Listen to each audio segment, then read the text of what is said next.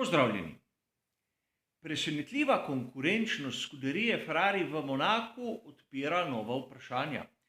Tako na tisto razmerje moči, na pričakovanja v naslednjih dirkah, ampak tudi spremembe v boju za naslov svetovnega prvaka.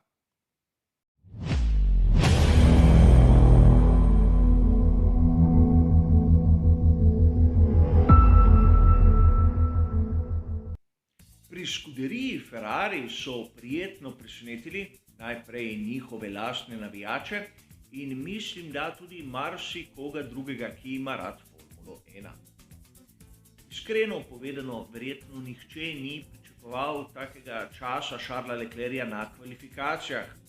In čeprav v tistem drugem poizkusu bi ga lahko Bottas ali predvsem Verstappen tudi prehitela, je vseeno presenečenje, ali bi Ferrari začel na prvem, drugem ali tretjem mestu.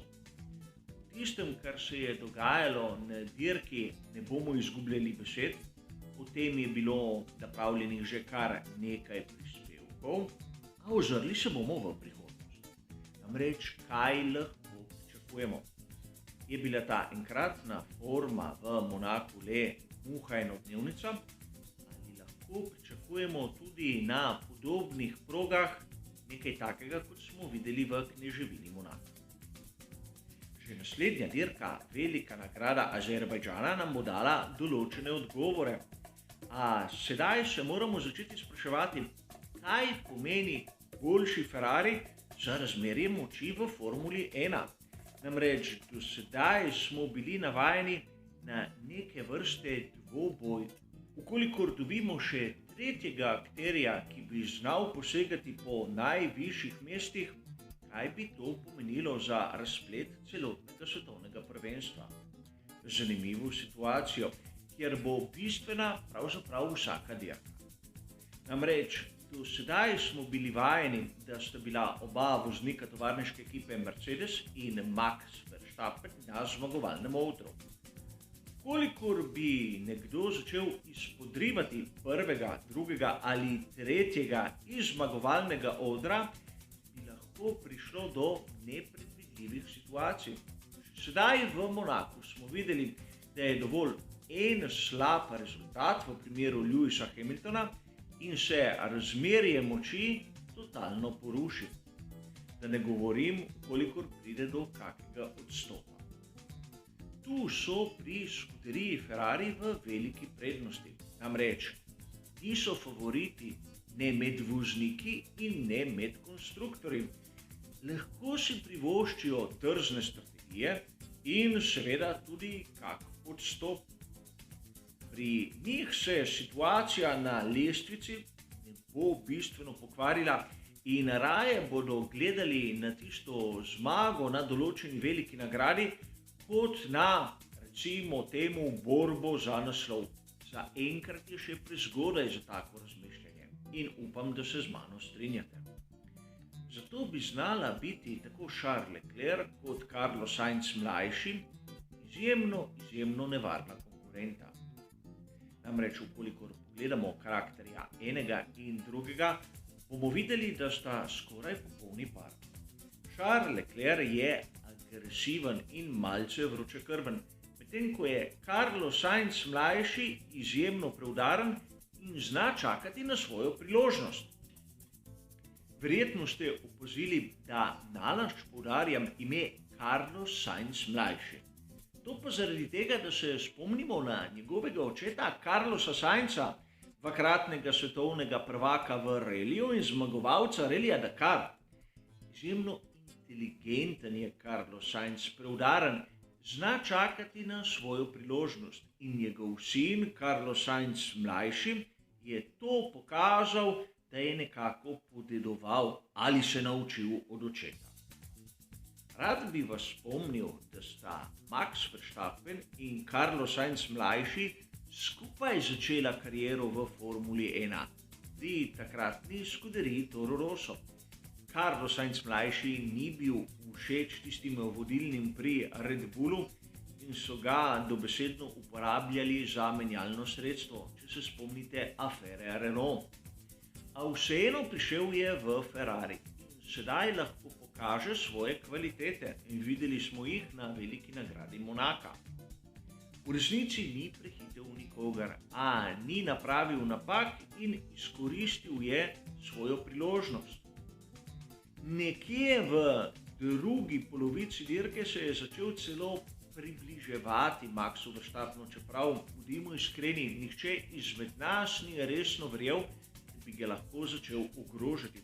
A vseeno, njegov zaostanek je bil več kot znosen. Na določenih dirkah zna biti Ferrari resen konkurent Red Bullu in to na tipologiji proge, kjer Mercedes lahko tudi ne bi bil dominanten.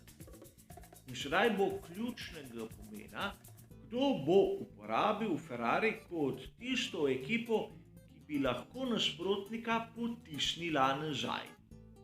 Videli smo, kako ključnega pomena je vsaka uvrstitev. In imamo sedaj najmanj 3 dirke, kjer bi lahko Ferrari uporabljali tudi v take strateške namene. Govorim o veliki nagradi Azerbajdžana in obeh velikih nagradah Avstrije. V Franciji mislim, da bo Mercedes tisti, ki bo vodilni. Tudi tu bi pri Ferrariju znali odigrati določeno vlogo, kolikor bi Max Verstappen imel določene težave. Seveda, ukolikor imamo tega tretjega akterja, pride še bolj do izraza tista vloga, ki jo ima Sergio Perez pri Red Bullu. No, do sedaj ga še nismo videli v pravi luči. Kolikor ne bi bilo odstopa Valtterija Bottasa, bi imeli tudi na veliki nagradi Monaka kaj zapovedati čez njega. In res je novinec v Red Bullu, strinjam se z mnogimi izmed vas, a po drugi strani sezona 2021 je enkratna priložnost za Red Bull, da bi lahko ogrozil tovarniško ekipo Mercedesa. Zato tu ni izgovora, da je Perez novinec. Nima časa za prilagajanje, mora pomagati ekipi. In seveda, sezona je dolga in v mislih moramo imeti še nekaj. Nismo prepričani, da bomo videli vse velike nagrade, ki so na koledarju. Lahko bo prišlo do odpovedi ali do menjav. Že to, da bomo videli 2 veliki nagradi v Avstriji, je dober znak za Red Bull, a treba bo to priložnost izkoristiti. In sedaj, če bo Ferrari pomagal Red Bullu, bo Mercedes začel bresti v težave. In videli smo pravzaprav na veliki nagradi Monaka, kako se lahko hitro zlomi pri tovarniški ekipi Mercedes. In ne govorim o Valtteriju Bottasu. Namreč, morda je kdo izmed vas opazil, da je Lewis Hamilton dobesedno izgubil 2 mesti. Namreč, Lewis Hamilton je 2 mesti izgubil, če upoštevamo odstopa Leclerca in seveda Bottasa. In to se je zgodilo zaradi predčasnega postanka. Seveda, to je marsikomu ušlo izpred oči, kajti naša pozornost je bila usmerjena drugam. A zopet smo videli dokaz, da pri tovarniški ekipi Mercedes, kolikor morajo na hitro sprejeti odločitev, ponavadi izberejo tisto napačno. Nekaj, kar smo že pogostokrat videli v preteklosti. Torej, dobra forma Ferrarija, ukolikor se bo ponovila na določenih dirkah, zna biti samo dobro za svetovno prvenstvo Formule 1. Namreč spravila bo pod pritisk lahko eno ali drugo stran in v vsakem primeru bomo videli napete in navdušujoče dirke.